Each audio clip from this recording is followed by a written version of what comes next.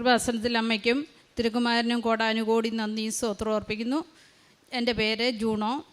എൻ്റെ ഹസ്ബൻഡിൻ്റെ പേര് മാത്യു വർഗീസ്. ഞാൻ ഒരു റോമൻ കാത്തലിക്സും എൻ്റെ ഹസ്ബൻഡ് മർത്തോമ ഇടവക അംഗവുമാണ്. ഞങ്ങൾ എടത്തുവായിൽ നിന്ന് വരുന്നു. എൻ്റെ ഹസ്ബൻഡ് ഞങ്ങൾ എന്നും കല്യാണം കഴിച്ചു. ഞങ്ങൾ 1991 കല്യാണം കഴിച്ചു. അന്ന് മുതൽ ഞങ്ങൾ അമ്മ മാതാവിനെ എന്നും ജപമാല ചൊല്ലി സമർപ്പിച്ച് പ്രാർത്ഥിക്കുമായിരുന്നു. ഇന്ന് ഞാനിപ്പോൾ ഉടമ്പടി എടുത്തത് 2023 ഒക്ടോബർ മാസം 8-ാം തീയതിയാണ് ഇവിടെ ഉടമ്പടി എടുത്തിരിക്കുന്നത്. ഞാൻ ഉടമ്പടി എല്ലാം ഇതിലും വന്ന് പുതുക്കുകയും എല്ലാ മാസവും ഞാനിവിടെ വന്ന് അമ്മ മാതാവിൻ്റെ നടയിൽ വരികയും ചെയ്യുമായിരുന്നു. അങ്ങനെ വന്നുകൊണ്ട് ഒരു ദിവസം ഞാനിപ്പോൾ പറയാനായിട്ട് വരുന്നത്, എൻ്റെ ഹസ്ബൻഡിനെ ഒക്ടോബർ മാസത്തിൽ പെട്ടെന്ന് സിവിൽ ഐ ഡി എന്ന് പറഞ്ഞാൽ അവിടുത്തെ റെസിഡൻസ് കുവൈറ്റിലാണ് വർക്ക് ചെയ്യുന്നത്. സിവിൽ ഐ ഡി തീരുവാനിടയായി. അതേ ഹസ്ബൻഡ് അറിയുക പോലും ചെയ്തിരുന്നില്ല. ഹസ്ബൻഡിൻ്റെ ചേട്ടൻ്റെ റെസിഡൻസിലായിരുന്നു ഹസ്ബൻഡിൻ്റെയും സിവിൽ ഐ ഡി. അപ്പോൾ ഹസ്ബൻഡിൻ്റെ ചേട്ടനെ കാണാനായിട്ട് ചെന്നപ്പോഴാണ് നോക്കിയപ്പോൾ സിവിൽ ഐ ഡി തീർന്നതായിട്ട് മൊബൈലിൽ അറിയാനിടയായി. അത് പിന്നെ അവിടുന്ന് കുവൈറ്റിൽ നിന്ന് മൊത്തം എല്ലാവരുടെയും ഒത്തിരി ഫാമിലികളുടെ റെസിഡൻസ് ഇങ്ങനെ ക്യാൻസലാകാനിടയായി. അത് അവർ അടിച്ചു കൊടുക്കത്തില്ലായിരുന്നു. അപ്പം എൻ്റെ ഹസ്ബൻഡിൻ്റെ ചേട്ടൻ ഫാമിലിയായിട്ട് താമസിക്കുന്നതുകൊണ്ട് വീണ്ടും സ്പോൺസറുടെ അടുത്ത് പോയി സിവിൽ ഐ ഡിക്ക് വേണ്ടിയിട്ട് അപ്ലൈ ചെയ്തു. അങ്ങനെ അവർക്ക് ഫാമിലിക്ക് കൊടുത്തു, ബാച്ചിലേഴ്സിന് കൊടുക്കത്തില്ലെന്ന് പറഞ്ഞു. അങ്ങനെ ഇത് ചെയ്തു. അത് കഴിഞ്ഞിട്ട് വീണ്ടും ഹസ്ബൻഡിൻ്റെ ചേട്ടൻ വീണ്ടും സ്പോൺസറിൻ്റെ അടുത്ത് പോകാനിടയായി. അവിടുന്ന് ഒരു അറബിക്ക് ഇത് ചായയൊക്കെ കൊടുക്കുന്ന ബോയിയുടെ അടുത്തോട് പറഞ്ഞു. ബോയ് വഴി അവിടുന്ന് സൈൻ ചെയ്ത് കിട്ടുകയുണ്ടായി. പക്ഷേ ഞങ്ങളത് വിചാരിച്ചു അതുകൊണ്ട് ഇനി എംബസി ചെല്ലുമ്പോൾ കിട്ടുമെന്നുള്ള ധാരണയിലായിരുന്നു മിനിസ്ട്രിയിലേക്ക് പോയത്. അത് 100 കിലോമീറ്ററിനപ്പുറത്തെ ചേട്ടൻ ആ പേപ്പറുകളുമൊക്കെ ആയിട്ട് സഹോദരങ്ങൾ 2 പേരുടെയും ഫാമിലി എല്ലാമായിട്ട് പോയി. അവിടെ ചെന്ന് കഴിഞ്ഞപ്പോൾ അവർക്കെല്ലാവർക്കും റെസിഡൻസ് അടിച്ചു കൊടുത്തു. പക്ഷേ എൻ്റെ ഹസ്ബൻഡിന് ബാച്ചിലർ ആയതുകൊണ്ട് കൊടുക്കത്തില്ലെന്ന് പറഞ്ഞ് അവിടുന്ന് റിജക്റ്റ് ചെയ്തു. അപ്പോൾ ആകെ വിഷമമായി. അപ്പം ഒത്തിരി പേരുടെ ഇത് കമ്പനിയിൽ അപേക്ഷിച്ചപ്പോൾ കമ്പനിയിൽ നിന്ന് പറഞ്ഞു, നിങ്ങൾക്ക് റെസിഡൻസ് അടിച്ചതല്ല, നിങ്ങൾ റിസൈൻ ചെയ്ത് നാട്ടിൽ പൊക്കോളാൻ പറഞ്ഞു. ആകെ പ്രയാസമായി. അപ്പം അതുപോലെ ഒത്തിരി ഫാമിലി ബാച്ചിലേഴ്സ് ഉണ്ടാവും റെസിഡൻസ്. അപ്പം ഓരോരുത്തരും 100-140 KD കൊടുത്ത് പുറത്തെടുപ്പിക്കും.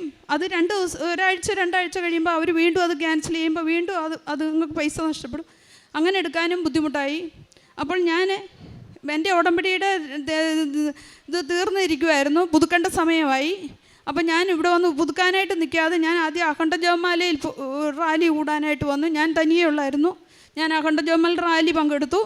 അതിന് ശേഷം അതിൻ്റെ പിറ്റേ ദിവസം വീണ്ടും വന്ന് ഞാൻ ഉടമ്പടി പുതുക്കിയിട്ട് ഞാൻ അവിടുന്ന് പോയി. അപ്പം ഞാൻ ഈ കുവൈറ്റ് ആദ്യം അറബി സൈൻ ചെയ്തത് കാരണം ഞാൻ വിചാരിച്ചു അത് കിട്ടുമല്ലോ എന്നുള്ളൊരു ഇതിലത്ര ഇത് ചെയ്തില്ല. ഞാനപ്പം അറബി സൈൻ ചെയ്യുന്നതിന് മുമ്പ് തന്നെ ഞാൻ ആരാധനയും ജപമാലയും ചൊല്ലി ഇങ്ങനെ പ്രാർത്ഥിച്ചുകൊണ്ടിരിക്കുമായിരുന്നു, നിത്യാരാധന നടത്തുമായിരുന്നു. അത് കഴിഞ്ഞേച്ച് വീണ്ടും ഞാൻ അഖണ്ഡ ജപമാല കൂടിക്കഴിഞ്ഞേച്ച് ഞാൻ അപ്പം 5-ാം തീയതി വീണ്ടും കുവൈറ്റിലേക്ക് വീണ്ടും ഒരു അപ്പോയിൻമെൻ്റ് എടുത്തു. സിവിൽ റെസിഡൻസിന് വേണ്ടിയിട്ട് എടുത്തായിരുന്നു. അങ്ങനെ അതുമായിട്ട് വീണ്ടും പോയി. വീണ്ടും മിനിസ്ട്രിയിൽ ചെന്ന് കഴിഞ്ഞപ്പോൾ മിനിസ്ട്രിയിൽ നിന്ന് അന്ന് നെറ്റ് സർവീസ് ഇല്ലെന്നും പറഞ്ഞു വിട്ടു. വീണ്ടും 6-ാം തീയതി പോയി. 6-ാം തീയതി ചെന്ന് കഴിഞ്ഞപ്പോൾ ഞാനപ്പോൾ പറഞ്ഞിരുന്നു ഉടമ്പടി ഇത് ടോക്കൺ കിട്ടുമ്പോൾ എന്നോടൊന്ന് പറഞ്ഞിരിക്കണേ എന്ന് പറഞ്ഞു. ഞാൻ ടോക്കൺ കിട്ടുമ്പോൾ അവിടെ നിന്ന് മാതാവിൻ്റെ തിരി കത്തിച്ച് വെച്ച് കൃപാസനത്തിൽ അമ്മയുടെ മുന്നിൽ കഷ്ടവും പിടിച്ച് കൈ വിരിച്ചു പിടിച്ചു ഉടമ്പടി പ്രാർത്ഥനയും ചൊല്ലി 33 വിശ്വാസ പ്രമാണവും ചൊല്ലി പ്രാർത്ഥിച്ച് കൈ വിരിച്ച് പ്രാർത്ഥിച്ചുകൊണ്ടിരുന്നു.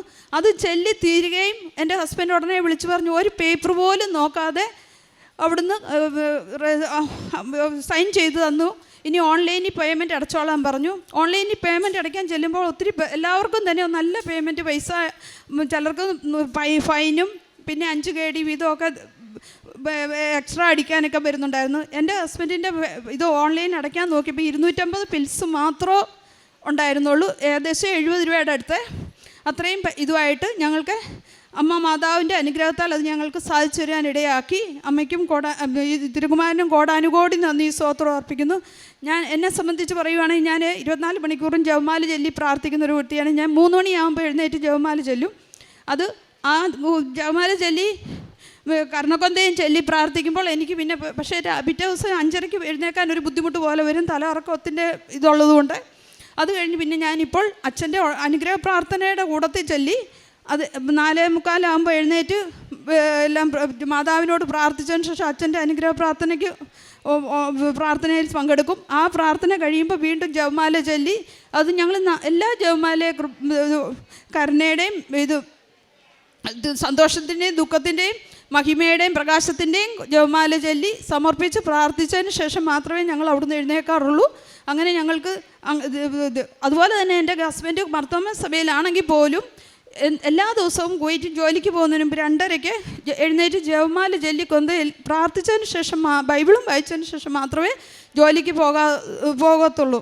അങ്ങനെ ഞങ്ങൾക്ക് ദൈവം നൽകിയ ഈ അനുഗ്രഹത്തിന് കോടാനുകോടി നന്ദി സ്തോത്രം അർപ്പിക്കുന്നു. എൻ്റെ മോൾക്കാണെങ്കിൽ CMCയിൽ അതുപോലെ അഡ്മിഷൻ കിട്ടിയതും മാർക്കുകളൊന്നും ഇല്ലാഞ്ഞിട്ട് 43ാമത്തെ റാങ്കിൽ എൻ്റെ മോൾക്ക് അഡ്മിഷൻ കിട്ടിയതിനും കോടാനുകോടി നന്ദി അറിയിക്കും. യാക്കോബ് ശ്ലീഹയുടെ ലേഖനം 1-ാം അധ്യായം 2-3 തിരുവചനങ്ങൾ.